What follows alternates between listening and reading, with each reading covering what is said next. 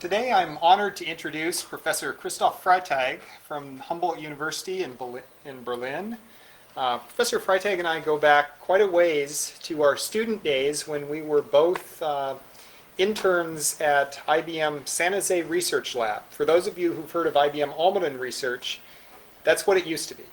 Professor Freitag has since had a stellar career, recipient of the IBM Faculty Award several times, chaired the VLDB conference. I even organized one. Yeah. And more recently, he's been moving into privacy. Looking at privacy issues is responsible for, I believe, the fastest solution out there for private information retrieval. And going to be talking to us about that. Professor Freitag is actually visiting here in the US right now at Harvard University, which is also where he obtained his PhD from. So I'd like to welcome Professor Freitag. Thank you, Chris. Thank you, everyone, for coming. This is an unusual situation for me, so I have to get adjusted that I'm watched from many sides, which I don't even see. I'll try to be as clear as possible, and those who are close to me, please interrupt me if you have questions. I'll try to be as good as possible to answer those on the spot. So what I want to talk about today is certain issues on privacy and databases, and on purpose I put the rest of my title to mobile systems into brackets because I'm not sure if I have the time to enter this part at all, because we might run out of time before we get to that part. So I have the standard structure of my talk. I will try to motivate this work, and I also compare it with some other work that has been done in that area. My term that I will use quite frequently and quite often is the term of so-called access privacy, which should distinguish this kind of work from what I otherwise call data privacy, and I will tell you the distinction in a second. And as I said, we have moved on in this area by participating in a European project called Preciosa, where we try to look at privacy issues in the context of cars, mobile systems, and services that might run from cars in the future, and how to protect those against privacy breaches. So in order to complement what Chris told you about it, this is more or less the summary of what I have done so far in my career. You can see I have not only been at a university, but also at the first 9 years of my life after being a PhD student in industry. So I've worked for IBM on the so-called Starburst project, which is now the DB2 system on Unix. So I was initial on getting the query processing engines going with Guy Lohmann. Then I returned to Europe. I worked for a small company called ECRC doing work in deductive databases. I worked for a company that some of you might remember called Digital Equipment, also long gone. I headed a small research group for them in Europe, and I was paid directly out of the Digital's RDB database system. And in '93, I decided to move into academia because, first of all, the number of places to do research in industry in Europe were dwindling. And second of all, it was a good chance to move into academia because the wall in Europe came down, in Germany came down in 1990. And so the German government restructured a lot of the formerly East German universities, and that opened up many positions. On the other hand, I never lost my contact to industry, so I've been back to IBM as a visiting scientist, and recently I also worked quite a few times with Microsoft. This time I decided academia is the right point, and so I ended up for 3 months at Margot Seltzer's group at Harvard University. So let me give you some introduction to what I'm trying to solve and what my motivation is for talking about what I call access privacy. Consider yourself in a position like this little guy here, trying to access a database, whether or not it will be over the web or directly in a client server setting, whatever the connection there is. And if he or she accesses a so-called patent database, the fact that you are accessing the patent database and the fact what you are accessing there might give an adversary, somebody who watches you, a good idea what you are interested in, and he or she might derive, well, if you are looking for databases and cryptography, this person might have a good idea in this area, and you already revealed something that you might want to hide, because this kind of suggestion might give the adversary some hints that you really don't want to give out. So the real problem is, how can you hide all of that? So let me be a little bit more specific, and I want to zoom in a little bit more clearly. So in a more technical sense, we have a database system or a database server, some kind of client. He or she sends a query, and you give back a result. So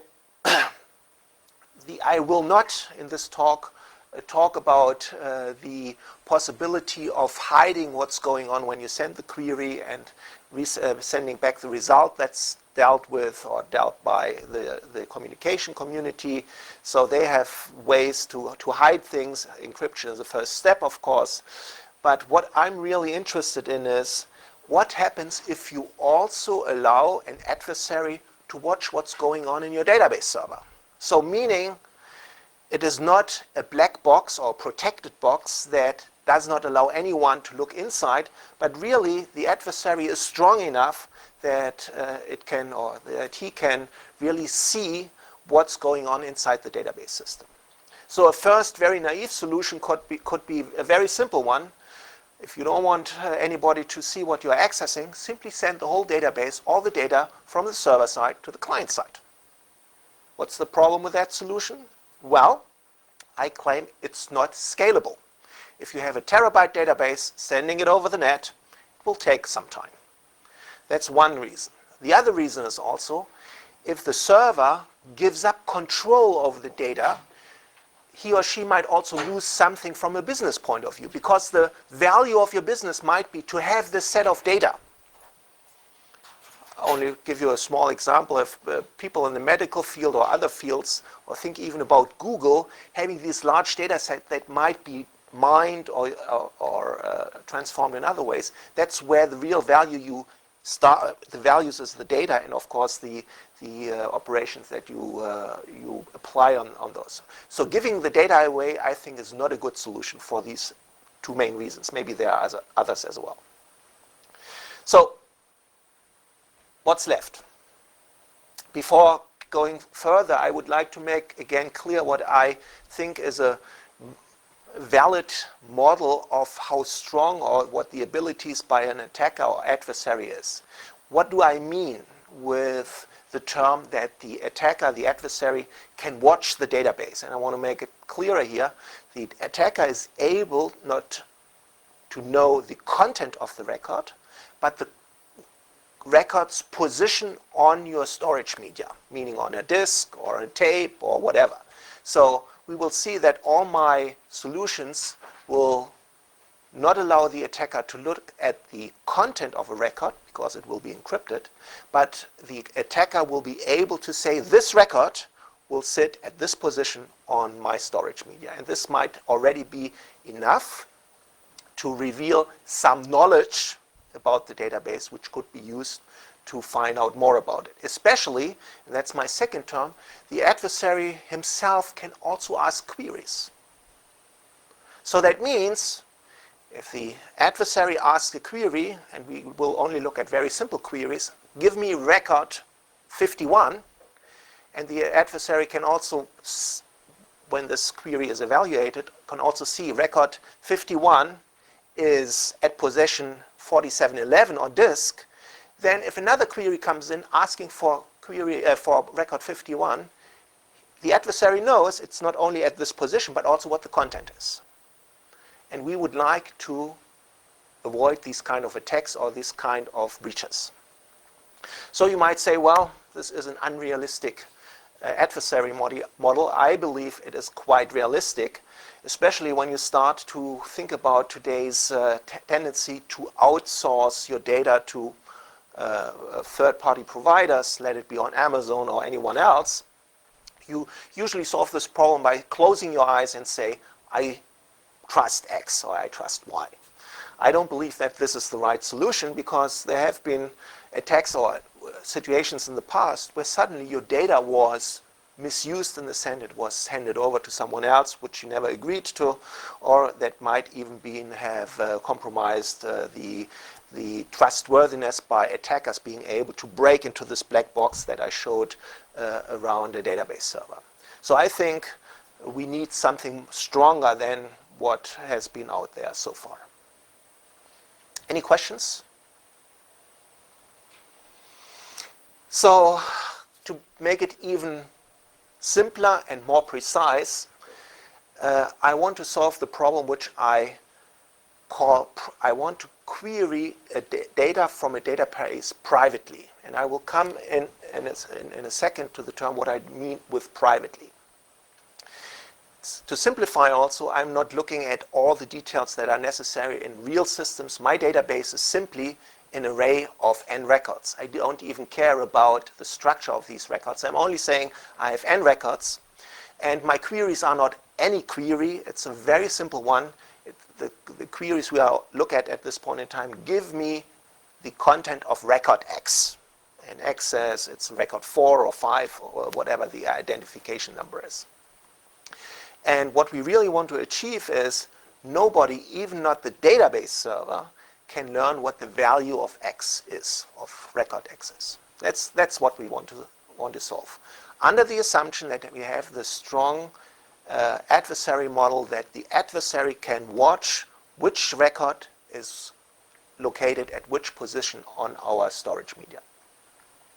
So when we started this work, we also looked at the PIR, Private Information Retrieval Community, and they have a very strong result, which says more or less, if you want to hide which record you have accessed, you have to access every record in the database, one after the next. If you don't access every record, you really cannot solve this problem. So this is a negative result in the sense, access all records. On the other hand, being a practical person, this is not a very scalable solution, especially when you have billions or millions of records. So that told us already, by simply using what's there in the in databases today is not sufficient. So we turned around and we immediately started to work with a little device called a secure coprocessor. It is this little, I hope everyone can see, it's this little hardware device that you can plug into any PC. It has certain hardware properties, including the property that from the outside you are unable to watch any computation that's going on inside this regular processor. It even has the property that if you break this metal box that is around this processor, it will self-destroy itself. And you can even, and I will not go into, there are methods around that help you to identify if the program that is supposed to run on that processor actually runs by doing checksums and all of that. So I'm not worried about that part. What I'm worried about is now, what kind of algorithm, what kind of computation does the secure coprocessor have to perform in order to solve that problem? And now we will see that I will present several solutions to the problem depending on the assumptions or depending how I slightly vary this basic problem. Any questions so far? So one of the things that I want to dwell on at this point in time is a little bit more, what do I mean with privately? Because when we talk about privacy, everybody here has probably a different understanding, and I want to make it as precise as possible. Before I do that, I also want to at least hint a little bit on something else which I always assume for all the results or all the algorithms that I show. I'm always assuming that the data in my database will be encrypted. So, and reshuffled. Why that? This is usually my starting point for any of the algorithms. So at the beginning, all the records in the database are encrypted, and the adversary does not know which record is stored at which position in my database.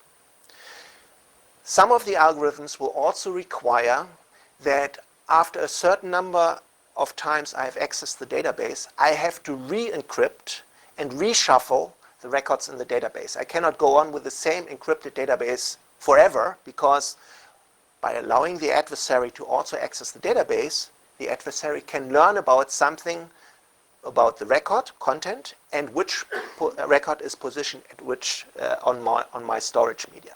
So from time to time I have to do efficient reshuffling and re-encryption. And you of course need also to use the secure coprocessor. So do it in a very naive way. You could somehow scan your database n times and pick always one record, and then you encrypt it and write it into a new version of that database. Obviously, this has an n squared complexity, and again, I think it's not a very scalable solution. So one thing is, slight changes, you try to arrange this computation a little bit differently, assuming that the secure coprocessor has enough memory, and usually you can make sure. You organize this computation a little bit differently. You slice up every record instead of horizontally, vertically, and if it is not, the width is too big, you even slice up every record. So you get a picture like this one, and so you try to reshuffle and re-encrypt a piece of every record for a set of records. The number of records you look at is always the square root of n being the total number of records, and a slice that is 1 over the square root of n. And if you do this, and you get to a re-encryption and reshuffling algorithm that instead of taking n squared time, you only need n times square root of n time steps. Yeah. So this is a slight improvement, but we will see that we will use this for different algorithms. And at the end, I will also present an algorithm that tries to go about without reshuffling the database. You will do the reshuffling on the fly. But since we felt that re-encryption and reshuffling is important, my student also worried about it. So now let me come back to what I promised, namely to say a little bit more about privacy. And we try to distinguish two different notions of privacy. The first notion I call perfect privacy. What do I mean with that? Whenever the adversary or a regular user accesses the database, the adversary can learn something. For example, if the adversary accesses the database with a query, he will learn the record he asks for will be positioned at a certain point. So he learns something. But this knowledge should not help him if a regular user asks either for the same or for the different record to understand whether or what the probability is that one or the other record is the requested result. So the adversary should not be able, based on his or her own knowledge, to distinguish between one record being more possible to be the answer than others. So we really want to make sure every record has the same likelihood, the same probability to be the requested record, and that's what I mean with perfect privacy. Okay, and surprisingly, the algorithm to do that is very simple, and you see it already. For the first query that arrives at the secure coprocessor, you do what you would expect to do, namely, you simply access the record and return it to the requester, and you don't know whether or not the requester is a regular user or the adversary. If the second query comes in, you access the previous record plus a new record. So why that? If you would not access the previous record, the adversary could exclude that record from being probable of being in the answer set. So for the kth query, you have to access all the previously accessed records plus a new record. From an adversary's point of view, he or she cannot distinguish now whether or not the record you ask for was one of the previously retrieved record or record that you accessed newly in the kth round. So observe, the number of accesses to the database is not dependent anymore on the number of records in the database, only dependent on the number of previously asked queries. But I have a question. Since I would expect a lot of users making queries, Right. very soon we'll end up having for a query to access the entire data set. Yeah, that's right. So now that's a valid question, and that's what I'm trying to answer with these two lines. I'm asking myself, when is the amount of work too big, and when should I start to reshuffle? And that's an optimization problem. And by simply taking some kind of very simple example, very simple computation, you can say, after you ask square root of n queries, then you have to re-encrypt and reshuffle.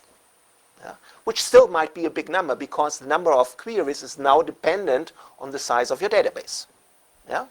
But think of about 1 million tuples. The square root is 1,000. Yeah? So it's still a big number. And that's exactly what also motivated us to look for different solutions. Okay? Let me dwell with one more sentence on this solution. If you really look very carefully, we really haven't changed that much on the n-squared algorithm. We only have shifted the work a little bit around. The shuffling and encryption is done in n times square root of n, and the access is now independent. But if you put both together after square root of n queries, you reshuffle. So on a per query basis, you still have a complexity of O to the n. So it's still not very good. So the question is, what can you do about it? The next step, we said, well, if it is so expensive to maintain perfect privacy, maybe the user is willing to give up a little bit of his privacy, and I explain in a minute what that means, and therefore gets better, meaning algorithms that run faster, having a lower complexity. So you would really like to have a way that the user can decide which way he or she wants to go. More privacy means more work. Less privacy means less work. So we initially came up with a very simple, algorithm. And let me give you, first of all, the basic solution, which is not the ideal one, a basic solution. And it helps you to understand then the next step. We maintain 2 copies of the database. One copy, I show here, on the left side of the secure coprocessor, is the reshuffled and encrypted database. And on the other side, we have the original database where all the records are unencrypted and stored as initially done in the database. So when a query comes in, and we assume here also that we know that it's the kth query, we access the kth record in the encrypted and reshuffled database. Notice that this leads to an access in the encrypted and reshuffled database that is sequential. And if that record is the requested one, we randomly take one access to the original database. If it is not the requested record, in order to answer that query, we have to access the requested record from the unencrypted database. So the adversary knows one of the 2 accesses, let it be to the encrypted one or to the original database, must be the answer to my query. So what is the likelihood, the probability that I catch the one from the encrypted database? It's 1 over n. Okay? So the likelihood that it is not that one is 1 minus 1 over n, and that's the likelihood that the record that I retrieve from the original database is the request or the record requested by the user. I don't have to tell you, depending on n, it gives you a big likelihood that the answer coming from the original database is very more likely, much more likely, than coming from the encrypted database. Okay? But again, realize that I'm shifting now the probability of one record being very likely to be the answer from the rest.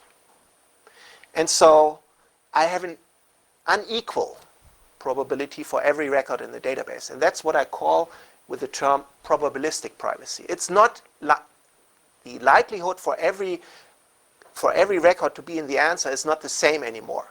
There's a difference. Okay? So if you look at this algorithm, everyone would say, bad one, bad one. So slight change will help to remedy this problem. So what we do is we introduce two knobs, I would say. I call them A and B. A determines how many tuples do I access sequentially on the encrypted database, and how many random records, or how many records do I access randomly on the original database. So I can now play with these two knobs. And they have a very important impact on the probabilities that I now have. Let me now, before I get to the probability distribution again, let me give you the algorithm again. So what I do is, for the kth query, I access sequential access again on the encrypted database, the records starting with k times a up to k times a plus a minus 1. Okay? One of them might be the requested record.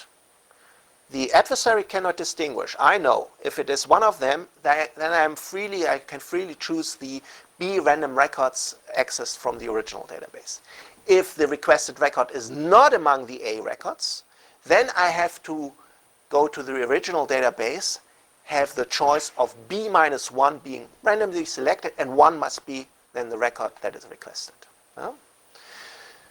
So notice that the probability on the encrypted database really doesn't change. But the probability on the original database is now influenced by these two knobs, A and B. It increases somehow the quotient that is deducted from 1, and then it's divided by B. So what the effect is that this difference between these values really gets less and less.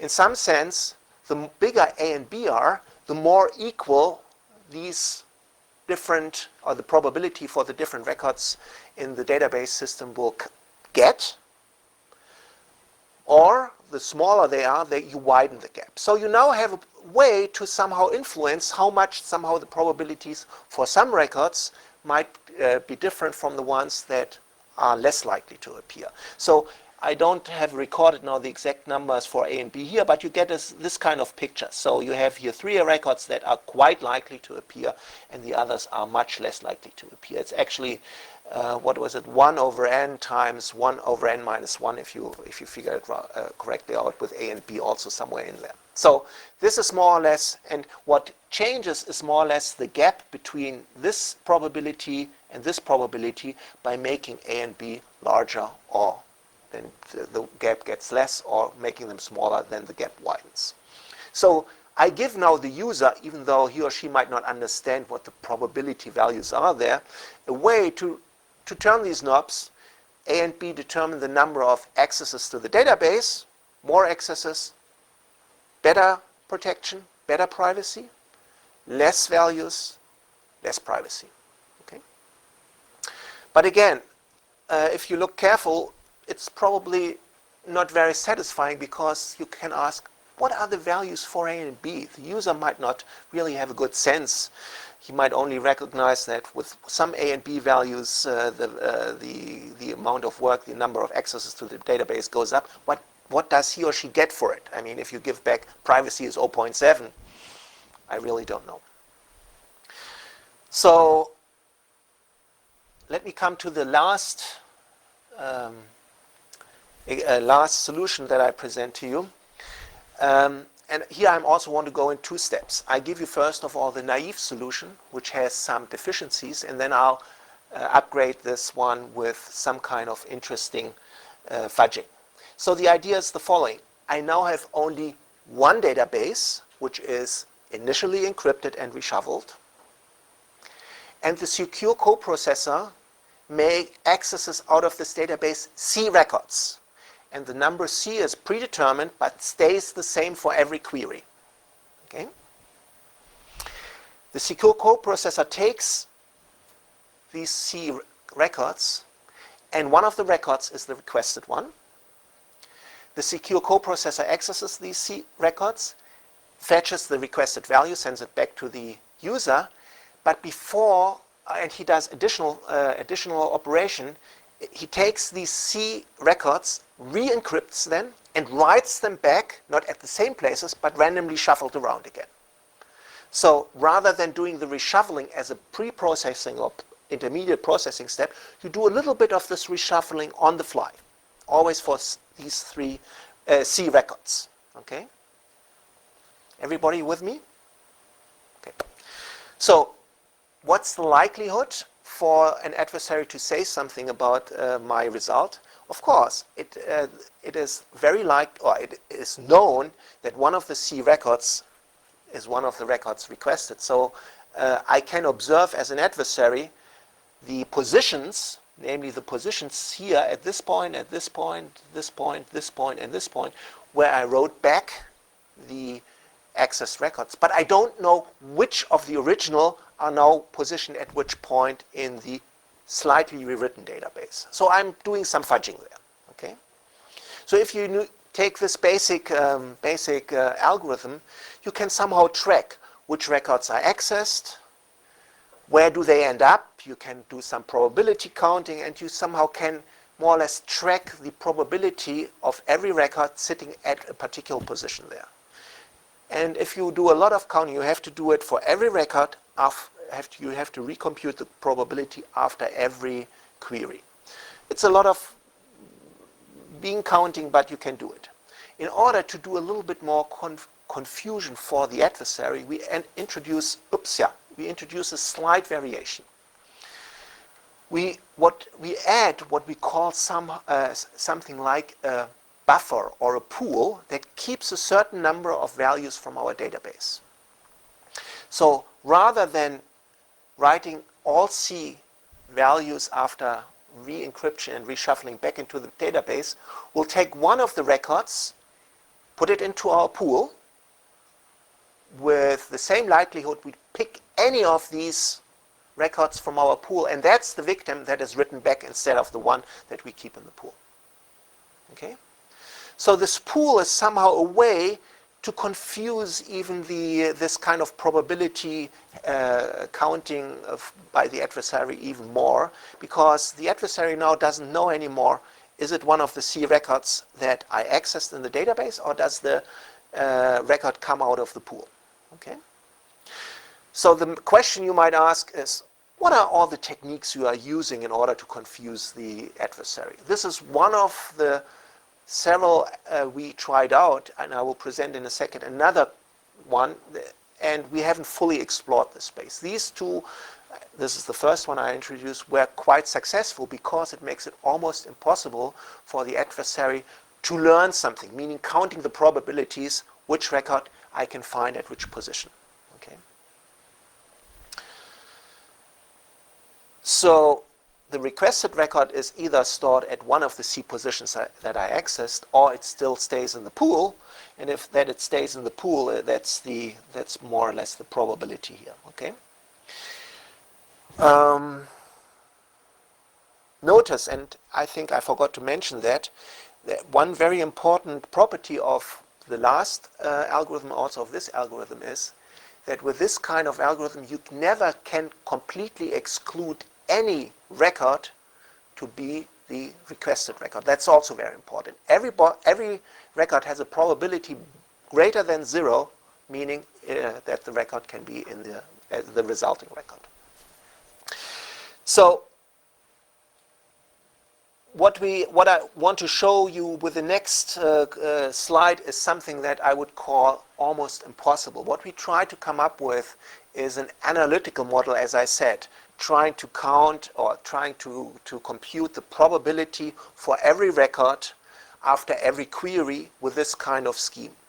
And forget about this kind of scheme. So what I want to do is what really the adversary has to do, he has to determine every time what's the likelihood that a record stays in the pool or is written out to the storage media.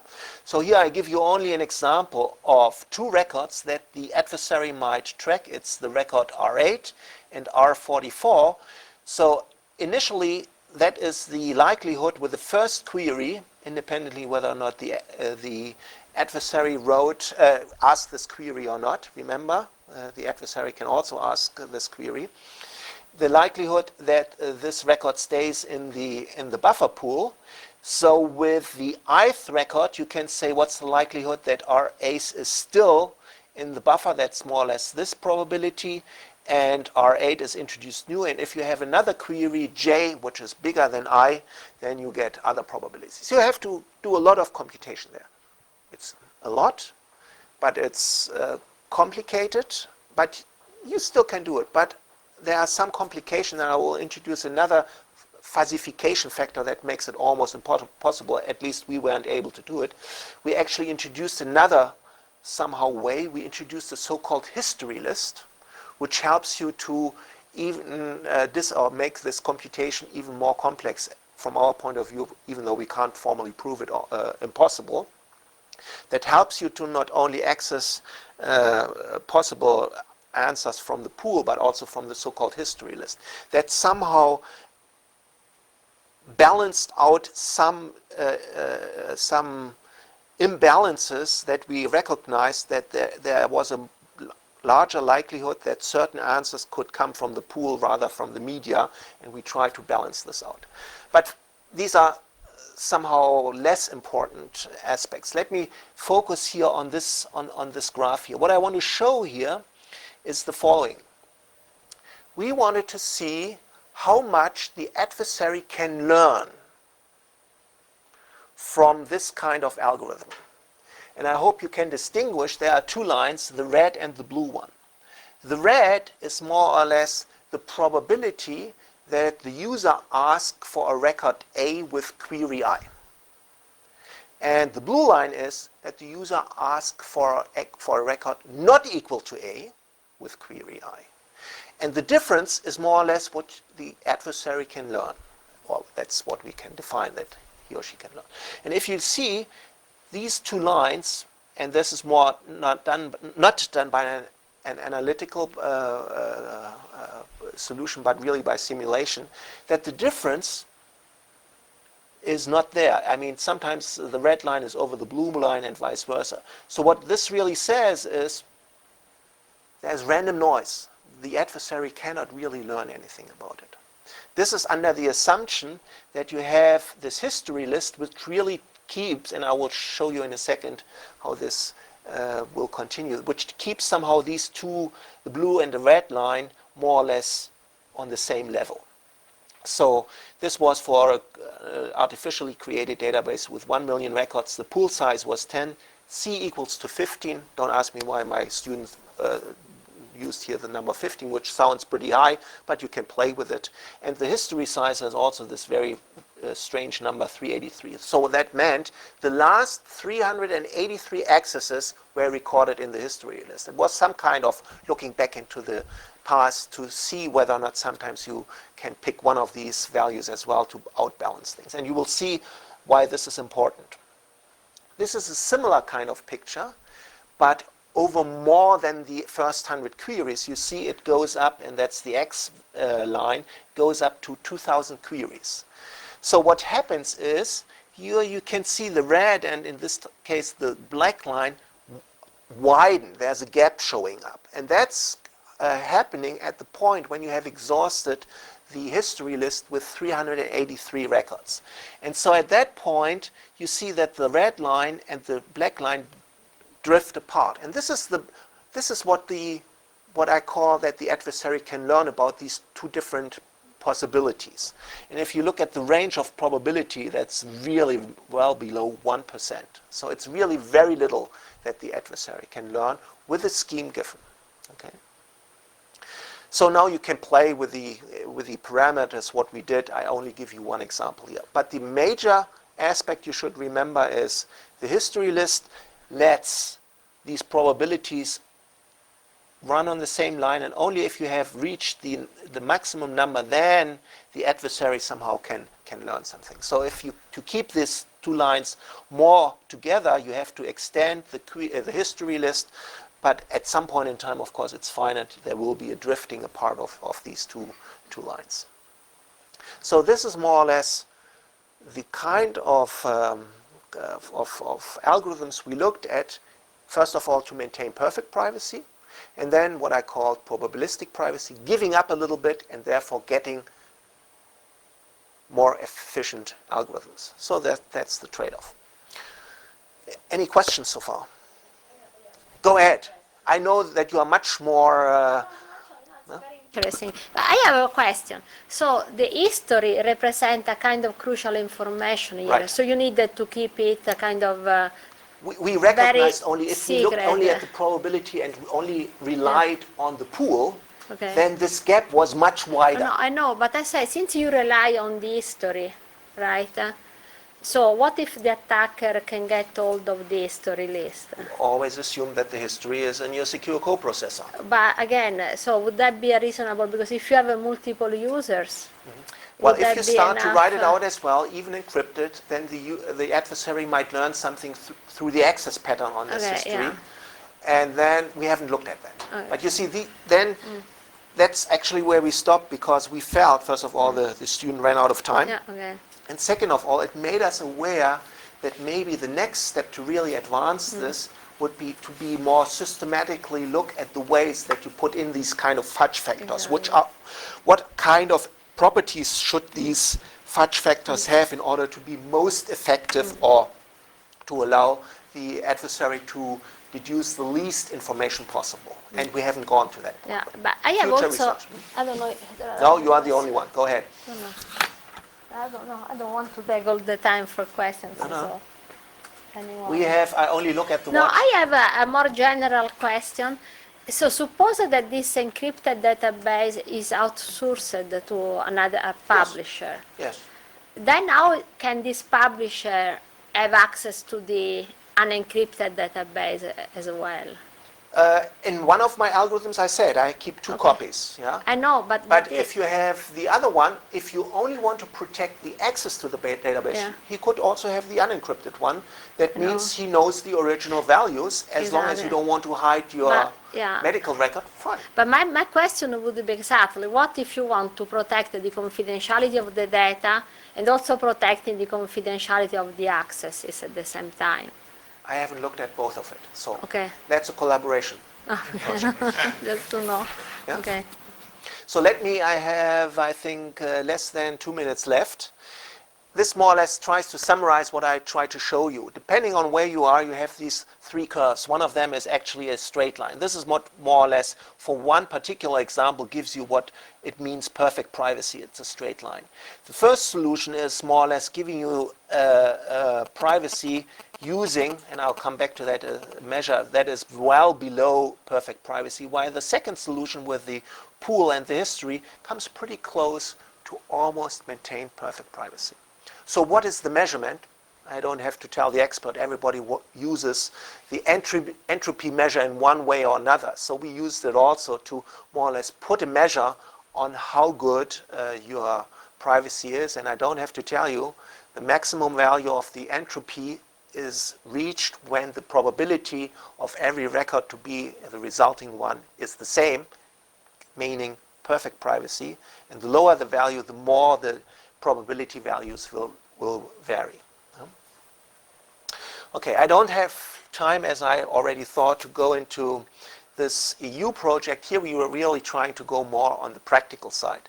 And what we really tried to do, and I'll give you this very quick problem, consider here this situation, this guy runs a light and later on is taken a picture from, you somehow record the observation that somebody runs at El Camino this light with a certain license plate, and later on taking the camera, you know that it is James Bond. So by some deduction, you can find out it was James Bond who ran the light. Okay? So the question is not how to do this deduction, but how to prevent this deduction. And so we are not looking at this problem per se, but we really are trying to look at the problem in a more setting where we assume that people start to have internet access in their cars. They can access certain services like making reservations on the fly, doing credit card payments on the fly. And our goal or our aim is to ask what kind of properties should a system have, like this one, in order to be what we call privacy aware. So we believe that we cannot have perfect privacy as in theory, but what are the means, what are the techniques to come close to that more from a practical point of view? What kind of processes you need, what kind of policies you need, what kind of guarantees do you need between different components when they have to work together? Can you make some deduction if you know that the privacy that component maintains is X, and this is Y? What's the combined privacy, including the communication guarantee or privacy for the communication between these two components? So this is, in this very simple setting of this project, our goal. I will not go through this, and I will stop here. Yes, thank you very much. Any more questions? The lively person was the first row here. Okay, just a quick one on this location privacy. Do you have any examples of kind of real-world examples where there have been problems with privacy, where data has been misused? For example, in Germany, they have just started to build up this Maut system, collecting money for the trucks going through Europe. And they have the devices that can tell the truck was at location sensitivity. You know which truck was at which point in time, and so they can track the route, and they say this truck went that many miles on the highway, and therefore you have to pay Y. So this ability starts to scare certain people, because why not only doing it with trucks? You can also do it with simple cars. And why only collecting toll? You can also collect other things, data, okay? And we're trying to make this problem visible by going through this very simple hotel reservation and credit card example to ask, is it really, everybody would say in order to pay for the credit card, you don't need any location information. So what kind of ways, abilities do you have to minimize the amount of data that is needed by, to track what is needed by these different services? How can you prevent that services are able to combine data? There are no explicit, or not that easy to find examples for that, but I think there will be. Like anybody is worried about this k-anonymity example, and I think this will have many, many more examples in the future. I'll give you, later I'll give you, there is an example in the Okay, US so you that's know relevant better to this, and I was wondering if you had any new ones, but we'll discuss that later. It is a real problem. Okay, so you only wanted to test me if I had I a wanted to European find out. example. I wanted to find out if you knew more than, if you knew some things I didn't yet know about. I was hoping the answer was yes. And, Any other question? So if you go to my website, type in Johann Christoph Freitag, Humboldt University, you will find some of the papers. Not everything is there, because I still hope that one of my students will finish up the third algorithm with some more rigorous proofs than I presented here. Thank you very much.